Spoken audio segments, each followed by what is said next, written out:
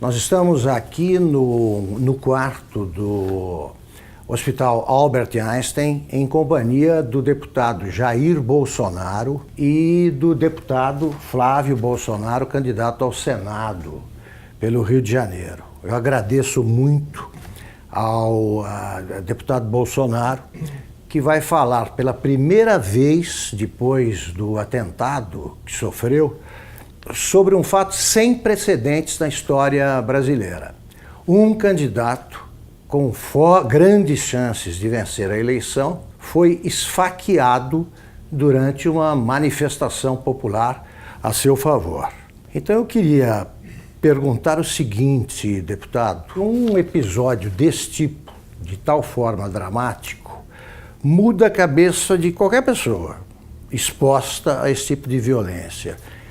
No seu caso, o que o senhor acha que mudou? Na cabeça, o que o senhor passou a pensar diferente? Eu entendo que esse atentado sim, que no meu entender foi algo planejado. O senhor acha que é um atentado político? Político, esse atentado político, na menor dúvida, porque me tirando de combate, você pega os 3, 4 próximos da relação, são muito parecidos. Queria saber o que o senhor sentiu no momento. O senhor comparou um soco no estômago, a sensação. A dor foi exatamente essa, né?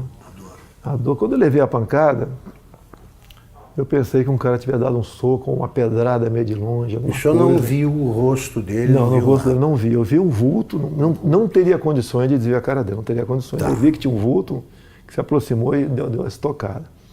E quando eu caí, eu falava para o segurança, né?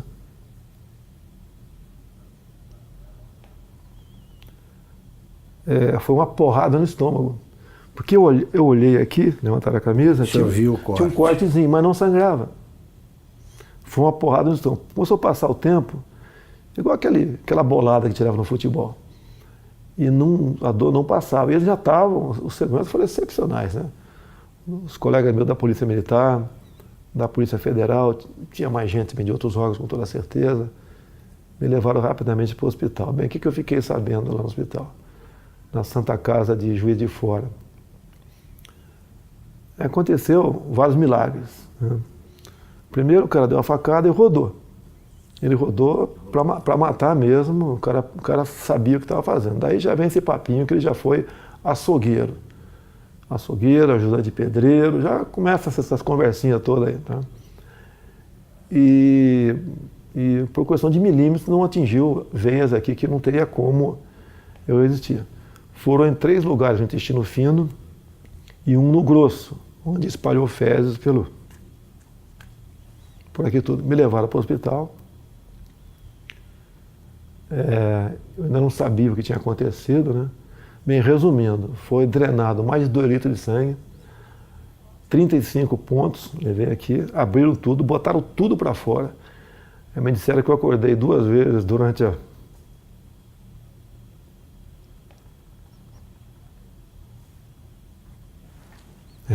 cirurgia, mas eu não estava sentindo dor, nada.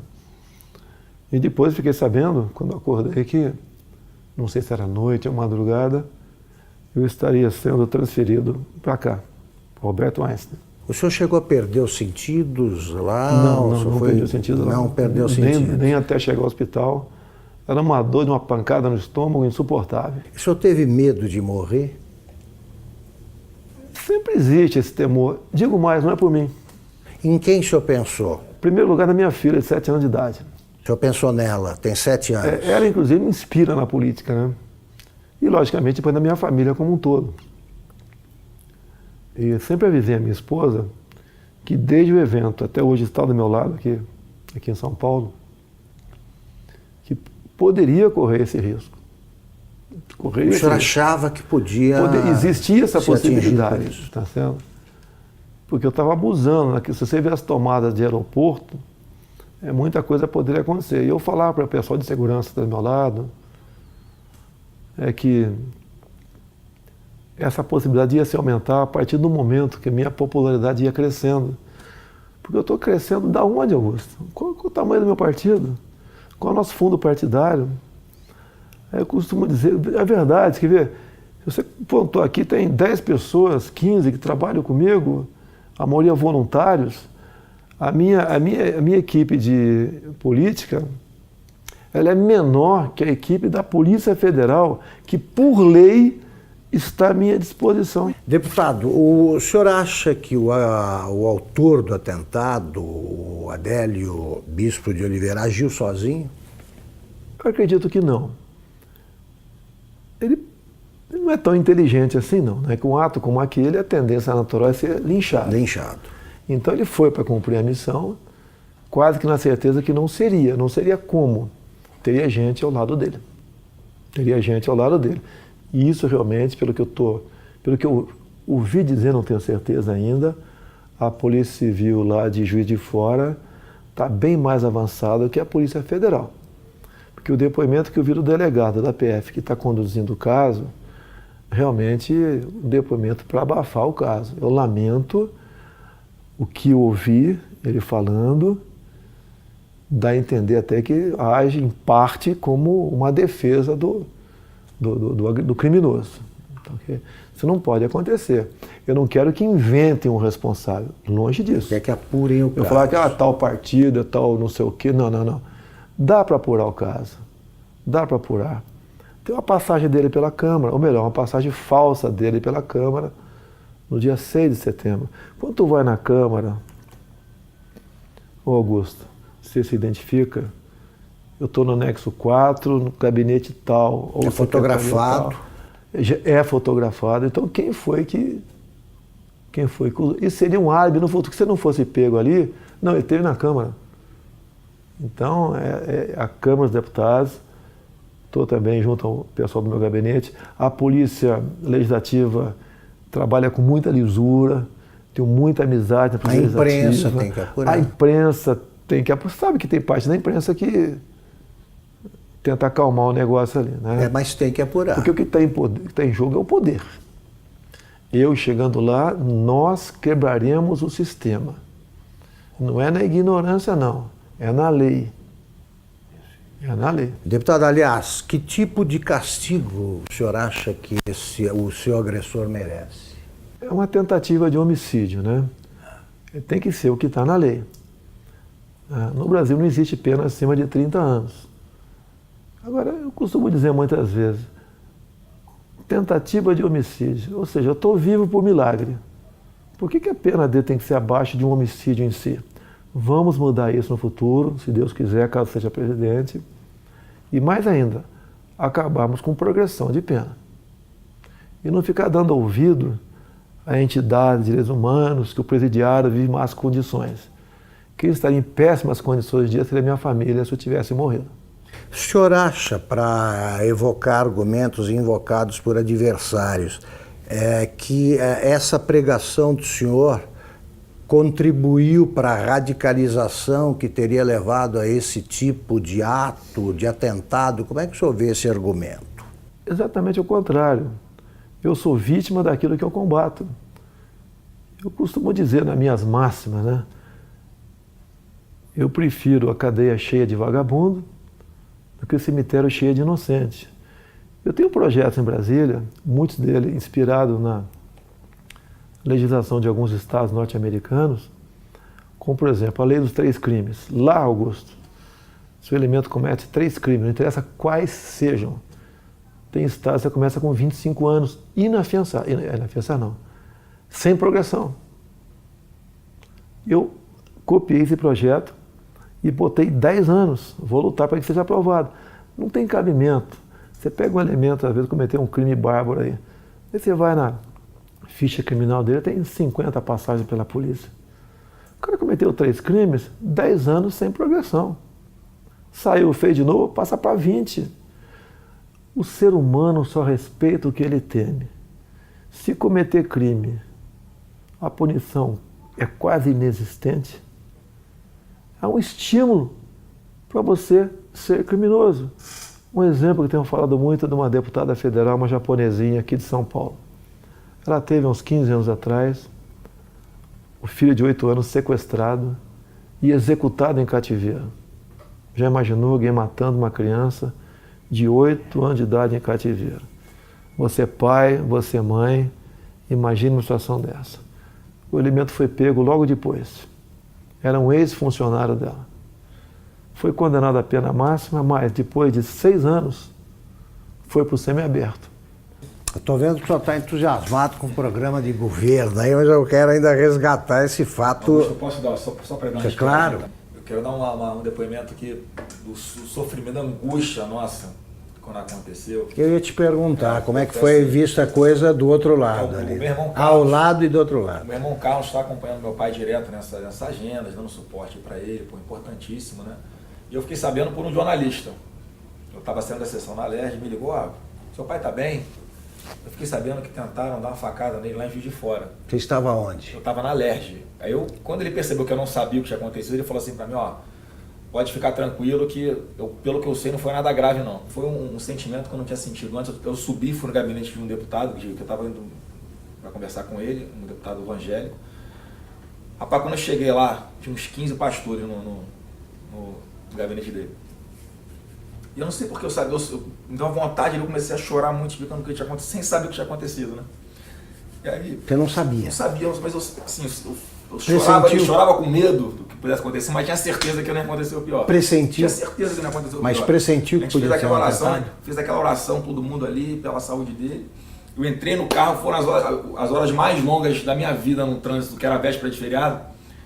E aí eu sabia assim, meu irmão tá lá com ele, tá bem cuidado, tá num bom hospital. E aí, mas eu fui me acalmando no caminho, né? Aí quando eu cheguei lá, que os médicos me explicaram o que era, é que eu falei assim, cara, foi milagre, esse cara não sabe o que aconteceu ainda, ele estava acordando meio grogue. Você achou que seu pai poderia morrer? Eu em momento algum achei que ele fosse morrer, em momento não. Algum. Eu tinha uma paz dentro de mim que isso não ia acontecer. Mas quando eu vi o que tinha acontecido, a gravidade, o que os médicos me contaram, meu irmão me deu uma noção do que tinha acontecido também. E aí olha só o que esse cara me falou. Ele chamou perto, ele não tinha muita força para falar na hora. E aí ele me chamou pertinho da boca dele assim, né? Encostei o ouvido nele. Não foi com essas palavras, foi assim, se deram mal, tô vivo. O cara no momento desse não tá pensando na saúde dele, tá pensando no todo, no que ele representa. Então, eu tenho cada vez mais orgulho dele. Muito. E agora tá aliviado. É um choro de alívio, né? E certeza de que Deus está preparando uma coisa muito grande para o nosso Brasil e está usando o cara aí. Com certeza. Deputado, o senhor costuma ser apresentado assim pelos adversários como um risco à democracia, né? Eu gostaria que o senhor dissesse o seguinte, quer dizer, a democracia, o senhor vai defender a democracia acima de tudo? Que recado o senhor dá para quem duvida que o senhor seja um admirador do regime democrático? Esses caras que falam que são um risco para a democracia, na verdade, são um risco aos esquemas dele. Não vai ter mais indicação para BNDES, Banco do Brasil, Caixa Econômica, Banco da Amazônia, Banco do Nordeste, com esse critério. Botar lá a indicação de um amigo para que use essas instituições em causa própria. Isso vai deixar de existir. O exemplo mais claro foi o BNDES. Todo mundo sabe o que aconteceu lá. Então eu sou um risco, sim. Eu não sou um risco àqueles que vivem pendurados em estatais do governo. Nós temos em torno de 150 estatais. Conversei com o Paulo Guedes, que rapidamente... Vai privatizar estatais. Eu falei, Paulo Guedes, nós vamos priorizar um estudo muito acurado, não vamos fazer injustiça com ninguém. Mas algumas serão privatizadas, certamente. Vou dizer muitas. Tá? No governo do PT, umas 50 foram criadas. Temos até o estatal do trem-bala, eu não sei ainda. Isso. Tem lá algumas dezenas de apadrinhados ganhando uma fortuna por mês. A tal da EBN também é outra que você tem que olhar com muito carinho, porque é um orçamento de um pouco mais de 1 bi por ano, uma TV que ninguém assiste. E está lá, amigos do rei estão lá. Então essas estatais que são ociosas, com toda certeza serão privatizadas. Agora existem estatais que são estratégicas. Tenho conversado com o Paulo Guedes, né? Banco do Brasil, Caixa Econômica. Para mim são estratégicas. Então isso daí estão fora de cogitação. E mesmo assim, temos outras, você tem que ver o critério, o modelo para privatizá-la. Não é jogar para cima quem pegar pegou. Tem que examinar. E uma grande preocupação que nós temos. Nós não podemos ser inquilinos de nós mesmos aqui no Brasil. Tem um país aí fora, China, que nós queremos manter relações comerciais com eles, sim, até há interesse por parte deles, mas não podemos permitir que a China ou qualquer outro país, em vez de comprar no Brasil, venha comprar o Brasil. Perfeito. Deputado, a ex-senadora Marina Silva disse o seguinte, que a prova de que as ideias do deputado Jair Bolsonaro não funcionam, sabe que a prova disso foi o próprio atentado, porque tanta gente protegendo não conseguiu impedir que o ataque acontecesse. A Polícia Federal falhou? O senhor notou falhas no esquema de segurança? O ambiente não tem como você ter um sistema de segurança perfeito. É um tumulto ali, né? Eu vejo pela televisão. E eu sempre falava com eles da possibilidade, né, crescente disso acontecer, tendo em vista o nosso crescimento junto à opinião pública. Então eu não culpo a Polícia Federal, não. Eles até ajudaram muito com os policiais militares do Rio que estavam comigo lá. Isso vai evitar, evidentemente, esse tipo de manifestação. Não, eu até as eleições, eu estou em alta até o dia 31. Sim. E a recomendação, eu não posso sair de casa. Se eu levar um esbarrão na rua com a situação que eu estou aqui, pode botar tudo a perder. Então eu não posso ir para a rua, realmente. Eu peço a compreensão dos amigos. Pretendo, a partir do dia 1º, agora, em todo o horário eleitoral gratuito, fazer uma live e conversar com o pessoal sobre as eleições. A última que fizemos, chegou live, né, ao vivo, está 275 mil pessoas presentes. Então está com uma aceitação muito boa, porque eles acreditam que a nossa proposta sempre é a verdade acima de tudo. E o Brasil também, né, como o nosso alvo principal, ninguém entende como um país que tem tudo como esse, ser o que é. Se você olha para o Japão, Coreia do Sul, para Israel, olha o que eles não têm, olha o que eles são. Olha para cá o que nós temos, o que nós não somos. Agora, a solução disso passa pela não aceitação da indicação política. O senhor pode chegar à presidência sem equipe e sem gente até para compor o ministério. O senhor vai aceitar a adesão o que o senhor vai estabelecer como pré-requisito para aceitar o apoio de outro partido? O senhor aceitaria do Centrão, por exemplo? Não vai existir isso aí, Augusto. Não vou dizer que tem bons parlamentares em vários partidos e tem gente honesta dentro da Câmara também, tá? Mas não será esse o critério, é a competência. Eu quero, por exemplo, um ministro da Ciência e Tecnologia voltado para a pesquisa, para a inovação. O senhor não sabe quem é? Ainda tem um nome de longe, né, que a gente pensa nele, não sei se seria o mais adequado ou não, tá certo? Mas é um pouco inexperiente ainda, o nosso querido coronel da Aeronáutica, Marcos Pontes, o astronauta. Sim. Poderia ser uma pessoa para lá ou para compor o ministério, ou para compor. Então o ministério é importantíssimo. O que faz o jovem sair do Brasil? Falta de oportunidade aqui. Então você não pode ter uma pessoa nesse ministério. O senhor vai nomear pelo critério da competência, é isso? Olha só, quando eu juntei 120 parlamentares, vai aumentar esse número, que o meu partido, eu acho que vai fazer uns 30 deputados. Estou acreditando, um número modesto. Eu acho que vou ter o apoio de quem vota em mim, votar nos candidatos a federal, a senador, a estadual do meu partido. Eu acho que isso vai acontecer bastante. Até eu vou pedir para não votar no 17, votar no candidato, que tem uma cláusula de barreira aí. São Paulo, por exemplo. Não adianta o meu filho Eduardo, que deve ter 1 milhão de votos, junto com o voto de legenda, poder fazer 8 deputados federais. Esse federal tem que ter 30 mil votos, senão não tomam posse. Então ele tem que votar no candidato, e não no 17. Eu posso não ser o ideal, nem teremos nunca um ideal. Mas eu acho que o remédio para o momento, tendo em vista aos demais candidatos que estão aí, seria eu, não teria outro remédio no momento. Para a gente buscar o ponto de inflexão e fazer uma política de verdade no Brasil.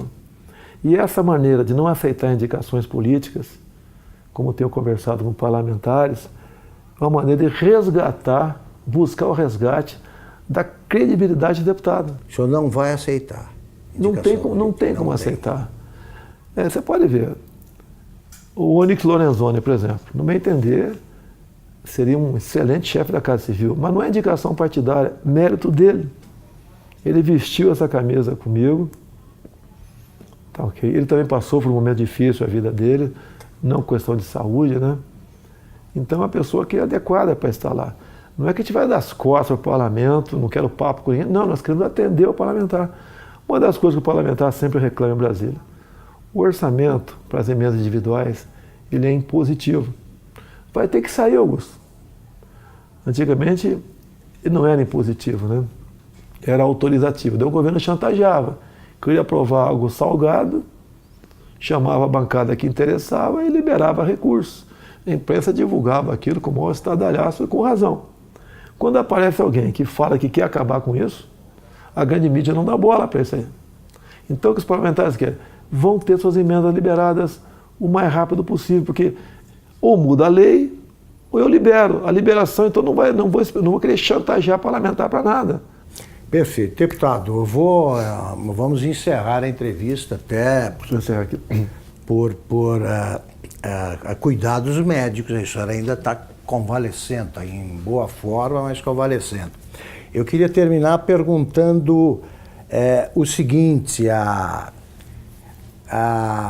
o senhor acha que o Brasil, hoje, de modo geral, precisa se tornar mais tolerante? O ambiente está muito radicalizado. Que recado final o senhor dá sobre esse quadro brasileiro? Eu vou falar o Brasil. Há uma certa potencialização em cima disso também.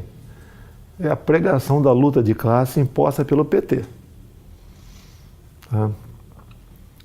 Agora, logicamente, isso vai da educação do povo, né? A nossa educação leva para, quanto melhor for, leva para o fim da intolerância. Fim da intolerância. Isso é natural. As provas internacionais do PISA, entre outros aqui, você vê que o Brasil não vai bem na educação de há muito tempo. Você tem que investir nisso para jogar na ponta. Tá? Agora, da minha parte, eu nunca preguei ódio. Eles dizem que eu prego ódio. Você não...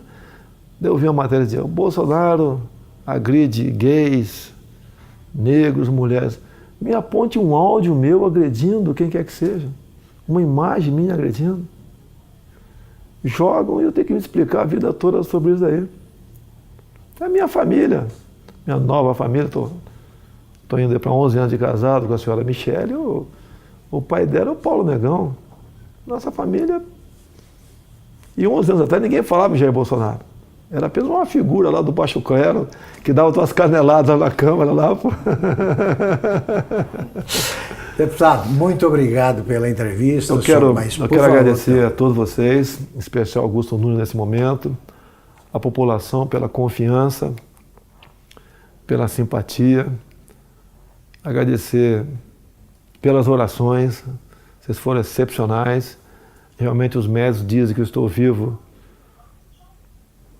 por uma obra de Deus, um milagre aconteceu. E vamos juntos mudar o destino do Brasil. Tá ok? Eu sei que existem milhares de pessoas pelo Brasil melhores do que eu. Mas no momento você tem aí, se não me engano, 13 candidaturas, não é isso? Isso. Você não foge, você não pode votar no Augusto Nunes, não é candidato. Você tem 13 nomes aí. Analisa, não se abstenha, não se omita. Eu sei que você está muito decepcionado com política, mas a chance é essa. Se continuar alguém do Centrão ou do PT, você sabe qual é o destino. Estamos exatamente no mesmo barco. Vamos mudar o Brasil, sim. Acredito em Deus, acredito em você, acredito no potencial do ser humano brasileiro e acredito que juntos, unindo o Brasil, sem essa história de divisão de classe, jogar cor de pele para um lado, outra cor do outro, opção de um lado, não sei o quê, gênero. Vamos unir o Brasil. Na economia, vamos desburocratizar, desregulamentar. A proposta do Paulo Guedes do imposto de renda, até falei, está sendo ousada. A proposta dele é o seguinte, quem ganha até 5 salários mínimos não paga imposto de renda. E dali para frente, uma líquida única de 20%. A União perderia arrecadação, sim. Mas o gás que você daria para as empresas para os comerciantes, produtores rurais para empregar gente, desonerando a folha de pagamento, compensa muito. A Inglaterra fez um plano semelhante há 20 e poucos anos atrás. Com o Trump agora ele fez a mesma coisa. Se não me engano, está baixando para 20% o imposto das empresas, né? Isso. Então, deu certo. Não precisou mais exportar empresas para país vizinho mais ao sul ali para produzir alguma coisa. As empresas estão voltando para os Estados Unidos e vamos mexer na economia nessa hora, sem sacrifício para ninguém. Se o alíquoto de 20% estiver alto para alguns, eu converso com o Paulo Guedes. O Paulo, em vez de ser acima de 5, 20, até 10, 15, dali para frente, resolve essa parada aqui. Eu só falei uma coisa, Paulo, no final eu quero uma coisa, que a União arrecade menos. Muito bem, muito obrigado, deputado. Obrigado, deputado Flávio.